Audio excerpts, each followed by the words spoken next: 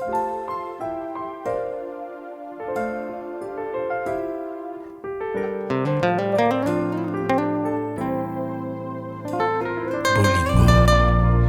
yango nde elilingi ya nkolo epai ya ekelamu oyoki.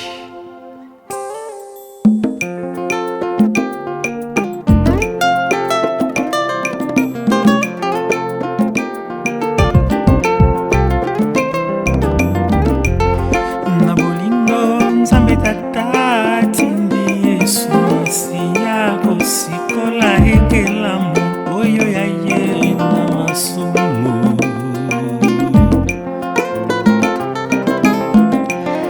Apesi ye nzoto lolenge moko na ekelamu nde masumu yakangaki na nzoto ya mwana na ye.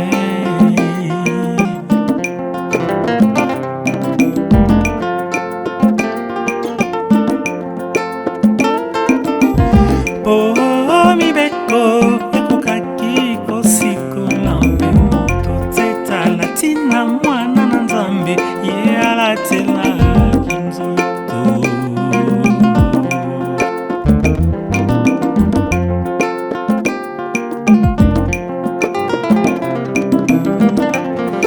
Etinda oyo Tata apesaki ya Manuele kumbaki mokonzi na biso na esika ya pasi.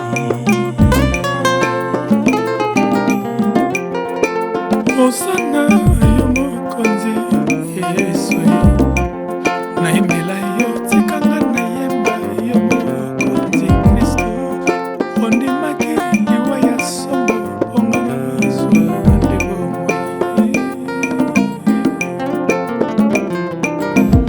L'homme parfait qu'il était, il accepta la mort atroce et déshonorante pour nous donner la vie.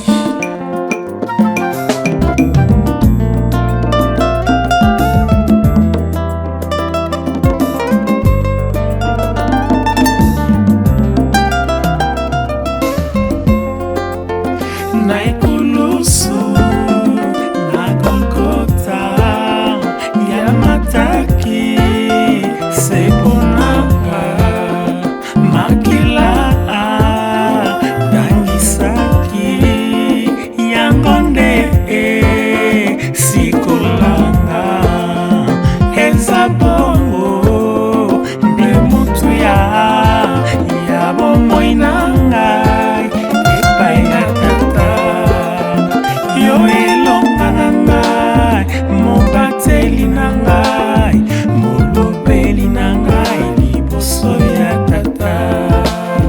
Yo elonga na ngai mobateli na ngai molobeli na ngai liboso ya Tata. Moninga poni ozokoka kosembola elilingi ya nkolo kati na bomoi na yo te. Ye atikaki likolo mpe na nkembo oya Tata nde ayaki na mokili kokufa se mpo na ngai.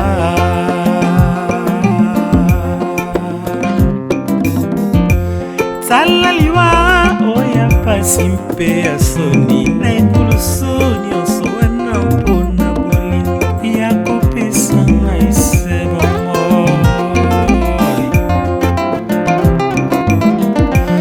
Babeti ye bacholi ye babwakeli ye na sai mpe na suka balatisi ye kotire